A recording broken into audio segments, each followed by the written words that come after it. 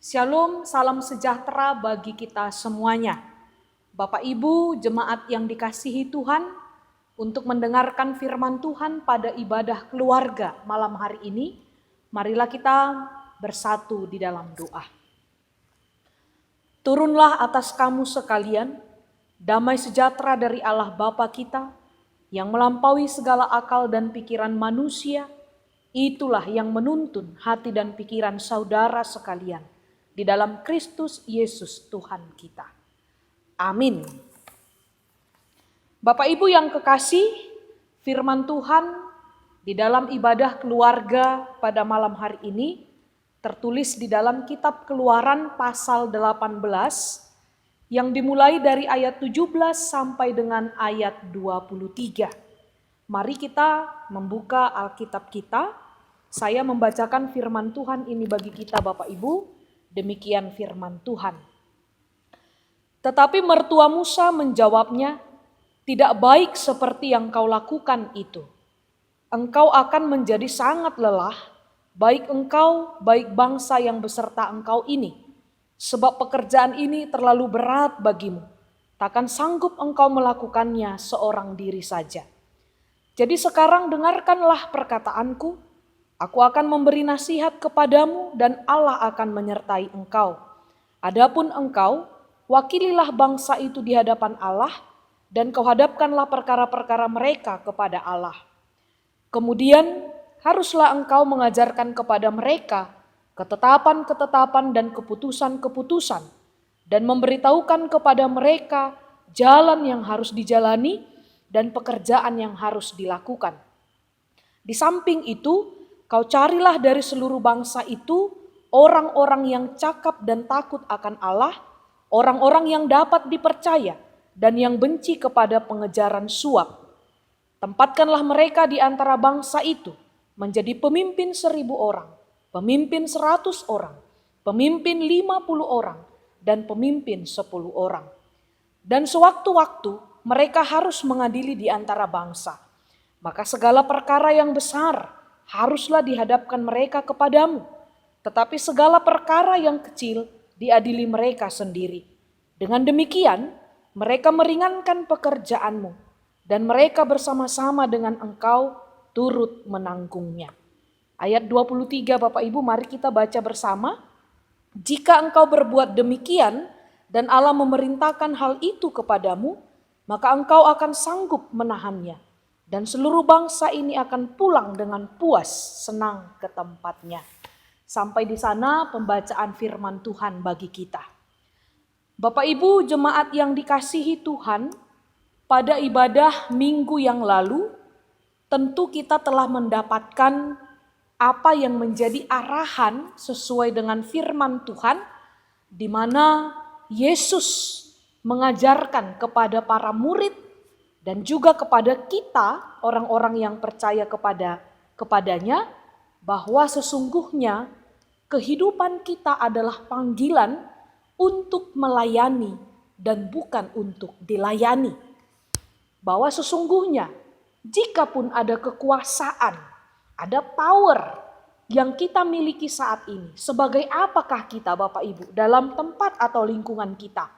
Tentulah itu harus kita pakai untuk melayani, bukan untuk menguasai, bukan untuk merugikan orang lain, tetapi memberi pengaruh yang baik sehingga banyak orang yang merasa mendapatkan hal-hal baik dari apa yang kita kerjakan dan kita lakukan.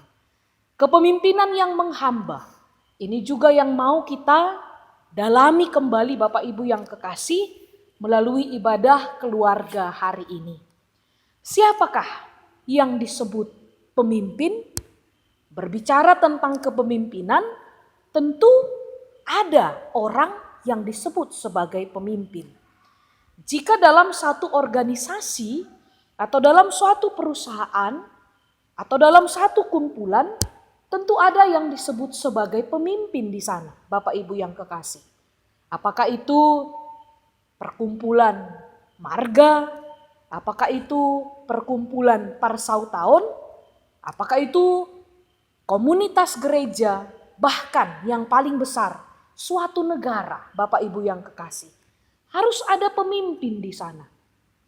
Tetapi melalui tema malam hari ini yang akan kita dalami lagi mulai dari hari Minggu yang lalu, apakah seorang pemimpin otomatis memiliki kemampuan atau jiwa kepemimpinan, Bapak Ibu yang kekasih? Apakah seorang pemimpin telah otomatis memiliki kemampuan untuk memimpin atau yang disebut dengan jiwa kepemimpinan? Saya yakin itu tidak jawabannya, Bapak Ibu yang kekasih. Banyak para pemimpin yang tidak berjiwa kepemimpinan.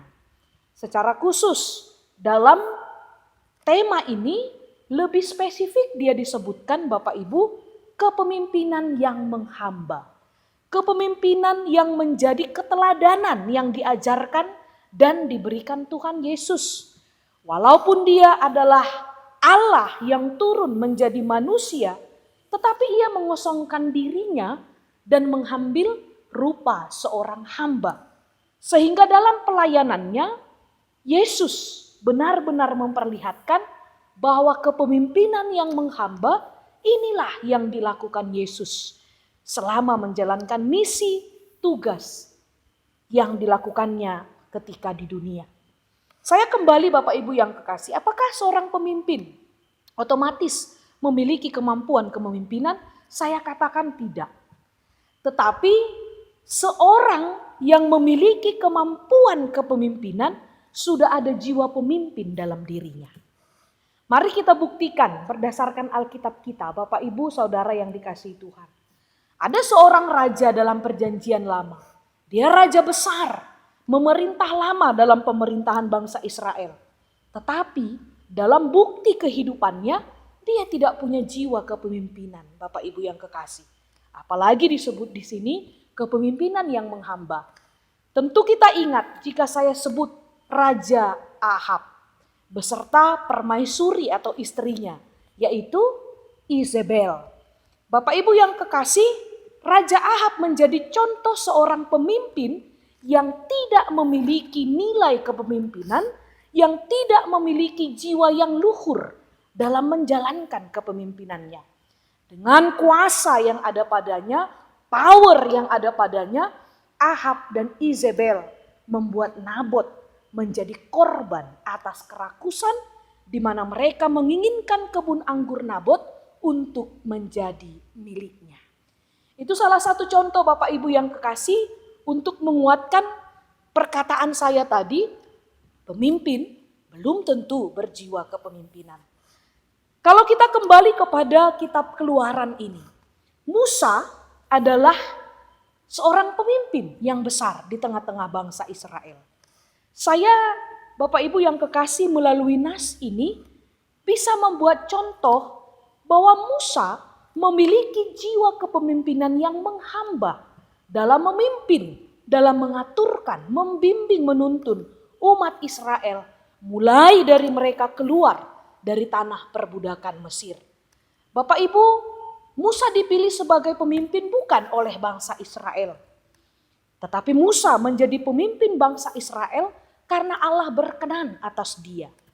Dan saya tadi mengatakan, Musa menjadi pemimpin yang memiliki kepemimpinan yang menghamba. Kalau kita melihat tadi Bapak Ibu yang kekasih, dari ayat 17 sampai dengan ayat 23, bagaimana nilai-nilai kepemimpinan yang menghamba itu benar-benar diperlihatkan oleh Musa. Yang pertama adalah sebagai pemimpin, Musa siap mendengarkan dan terbuka terhadap saran orang lain. Dalam cerita ini itu datang dari mertuanya Yitro, Bapak Ibu yang kekasih. Di ayat 17 sampai ayat 18, Yitro, mertua Musa, memberikan masukan, memberikan saran apa yang harus dilakukan oleh Musa supaya kepemimpinannya atas bangsa Israel boleh berjalan dengan baik, benar, dan efektif. Dan apa sikap Musa terhadap saran, masukan dari mertuanya, Bapak Ibu? Sebagai pemimpin yang berjiwa kepemimpinan, yang menghamba itu, Musa mendengarkan, Musa melakukan apa yang disarankan oleh mertuanya. Bapak Ibu, ini salah satu ciri dari pemimpin yang memiliki jiwa kepemimpinan. Bahwa dia sanggup untuk mendengarkan apa saran, apa masukan, apa yang menjadi pendapat orang lain. Tidak melulu kalau dia pemimpin sehingga dia mempunyai hak mutlak untuk menentukan semuanya. Tentu ini bukanlah seorang pemimpin yang berjiwa luhur kepemimpinan, Bapak Ibu yang kekasih. Tentu kita bisa melihat bagaimana poin 1 ini dalam kehidupan kita. Baik tadi dari lingkup keluarga Bapak Ibu, siapakah yang disebut pemimpin di tengah-tengah keluarga, baik dari komunitas kita, apakah itu sebagai kita anggota dari STM atau Parsautaun, kita anggota dari kumpulan marga-marga kita, atau bahkan di gereja, atau bahkan di tempat kita bekerja, Bapak Ibu yang kekasih. Apakah kita menjadi seorang pemimpin yang otoriter dan kaku, yang tidak bisa, yang tidak siap mendengarkan saran teguran dari yang lain, di mana menjadi pemimpin kita maknai pemegang kuasa nomor 1 dan mutlak, yang pada kebenarannya akan menghasilkan kondisi yang tidak baik, akan menghasilkan bahwa kepemimpinan itu akan berjalan tidak sesuai dengan fungsinya. Itu yang kita pelajari dari Musa, Bapak Ibu yang kekasih.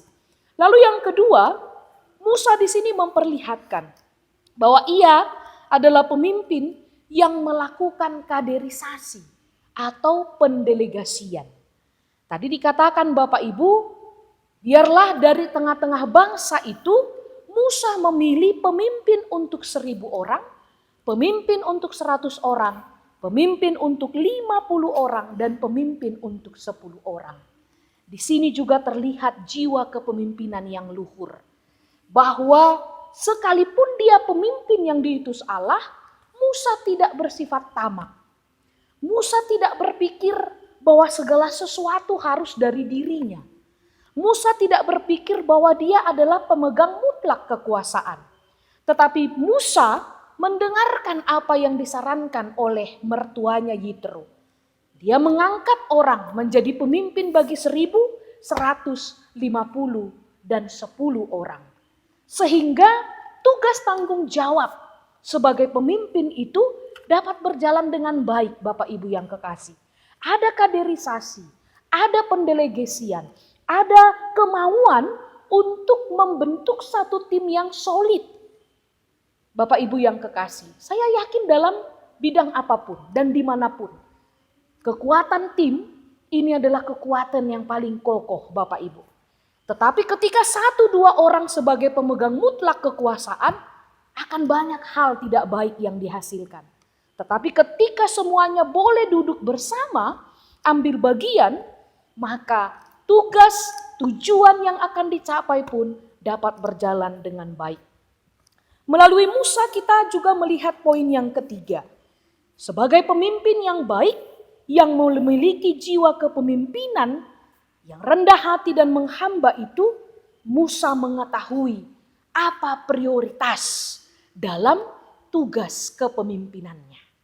Tadi dikatakan Bapak Ibu yang kekasih, perkara yang besar haruslah dihadapkan langsung kepada Musa.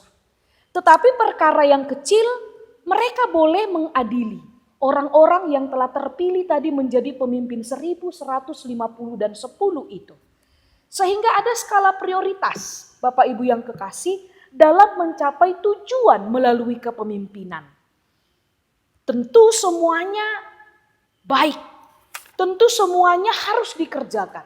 Tetapi sebagai seorang pemimpin yang berdasarkan dengan kepemimpinan yang untuk mencapai tujuan Bapak Ibu, harus ada skala prioritas. Sehingga kita boleh tepat sasaran, kita boleh mencapai tujuan dengan jiwa kepemimpinan yang rendah hati dan menghamba tadi.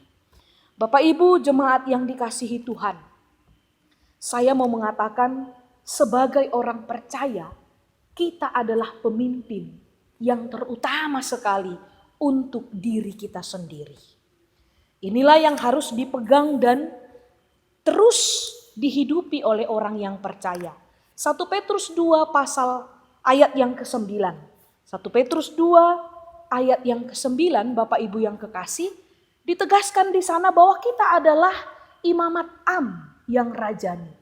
Bahwa kita adalah imam, bahwa kita adalah pemimpin dalam kehidupan kita setiap hari. Pemimpin yang seperti apakah kita, saudara yang dikasihi Tuhan? Tentu kita harus mendasarkannya kepada seorang pemimpin seperti Yesus yang memakai kekuasaannya bukan untuk menguasai orang lain dengan semaunya, tetapi Yesus memakai kekuasaannya untuk melayani kepentingan orang lain. Sehingga Bapak Ibu, kalau pemimpin hanya dilihat dari posisi, tentu kita semua akan sangat sulit menemukannya. Jika pemimpin hanya dinilai dari kedudukan atau posisinya. Siapa kepala di situ? Saya pemimpinnya di situ. Saya nomor satunya di situ. Kita akan sulit menemukan Bapak Ibu yang kekasih. Tetapi jika pemimpin ditinjau dari fungsinya, dari tugasnya, maka kita akan bisa dan mampu melihat bagaimana setiap orang percaya sebenarnya dimampukan untuk menjadi pemimpin atas dirinya, juga menjadi pemimpin atas orang lain, sekalipun status menjadi orang nomor satu itu tidak mutlak dibutuhkan. Sekalipun yang menjadi status secara hierarkis itu tidaklah harus yang dibutuhkan. Tetapi Bapak Ibu yang kekasih, kita menjadi orang-orang yang dipilih Tuhan. Ada tadi di ayat yang ke-21 Bapak Ibu, menjadi orang yang cakap dan takut akan Allah. Jika kita cakap dan takut akan Allah, maka kita memiliki kepemimpinan yang berdasar kepada keteladanan Kristus. Lalu yang kedua, jika kita dapat dipercaya, bahasa Bataknya Bapak Ibu gabe haposan. Ikut dona porsiai, bui gabe haposan. Haposan di hata, haposan di pabahenan, haposan di sude gulmit ninguluna. Maka sesungguhnya kita juga adalah pemimpin yang memiliki kepemimpinan berdasarkan kepada kehendak atau keteladanan Tuhan. Lalu indikator yang ketiga juga, jika kita benci kepada pengejaran suap Bapak Ibu, maka sesungguhnya kita dimampukan untuk menjadi pemimpin yang meneladani Kristus dalam kepemimpinan kita. Bapak Ibu yang kekasih. Tetapi jika kita masih menomorsatukan apa yang mampu kudapatkan lewat tugas tanggung jawab ini. Apa yang ingin kuraih lewat tugas tanggung jawab ini. Sesungguhnya kita bukanlah dilahirkan sebagai pemimpin atau pemenang Bapak Ibu yang kekasih. Tetapi kita harus benci kepada pengejaran suap karena ini adalah kekuatan yang murni. Bagaimana kita mampu melayani orang lain, bagaimana kita mampu memberi pengaruh yang baik kepada orang lain, sehingga satu kesatuan, dimanapun kita ikut di dalamnya, kita boleh sama-sama mencapai tujuan bersama. Jadi Bapak Ibu, kepemimpinan yang menghamba, tema kita malam hari ini, menjadi refleksi bagi kita. Baik dalam hidup keluarga, apakah sebagai seorang suami, sebagai seorang bapak di tengah keluarga, kita telah layak disebut sebagai seorang pemimpin yang berjiwa kepemimpinan, yang menghamba dan rendah hati seperti Yesus, Bapak Ibu, atau dalam lingkungan kerja kita, tanggung jawab kita, apakah kita telah menjalankan itu sesuai dengan nilai yang diajarkan firman ini bagi kita. Sehingga banyak orang yang merasakan dampak yang baik. Banyak orang yang merasakan mendapatkan pengaruh yang baik. Karena pada dasarnya kita menjalankan tugas tanggung jawab kita sesuai dengan apa yang dituntun dibimbing oleh firman Tuhan kepada kita. Sekali lagi Bapak Ibu Jemaat yang dikasihi Tuhan, kita harus benar-benar bisa menghidupi bahwa sebagai seorang Kristen kita adalah pemimpin yang terutama untuk diri kita sendiri. Ketika kita telah mampu menjadi pemimpin untuk diri kita sendiri, maka kita akan memiliki kemampuan untuk mempengaruhi orang lain, untuk memberikan dampak yang baik bagi orang lain, sehingga terciptalah kehidupan yang sungguh selaras, harmonis, di mana satu dengan yang lain dapat sampai di tujuan yang sama. Amin, kita berdoa. Kami bersyukur kepadamu ya Tuhan untuk firman-Mu yang kudus. Biarlah kekuatan daripada Roh Allah menguatkan dan memampukan kami untuk melaksanakannya, menghidupinya dalam hidup kami. Karena pada dasarnya ya Tuhan, yang berbahagia adalah kami yang mendengarkan firman Tuhan dan yang memeliharanya dalam kehidupan kami setiap hari. Berkati seluruh jemaat-Mu yang mendengarkan firman-Mu saat ini. Biarlah kehidupan mereka semakin diberkati dengan kekuatan, kesehatan, dan pertolongan daripada Tuhan. Jauhkan kami semuanya dari segala sakit penyakit, COVID-19, atau apapun yang membahayakan kehidupan kami Tuhan.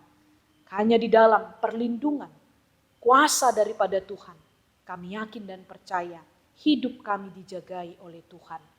Berkati juga seluruh orang tua yang harus menjadi teladan bagi anak-anaknya. Berkati setiap anak yang telah Tuhan anugerahkan. Berkati orang-orang yang bergumul, yang berduka hatinya karena apapun itu. Biarlah mereka boleh tetap kuat di dalam Tuhan. Bapa di dalam surga, Engkau mengetahui Tuhan, situasi kota kami, situasi bangsa dan negara kami yang semakin tidak kondusif pada saat ini. Belum berakhirnya COVID-19, telah terjadi lagi Tuhan ketidakkondusifan di mana demo-demo yang terjadi karena undang-undang cipta kerja yang menimbulkan banyak pro dan kontra.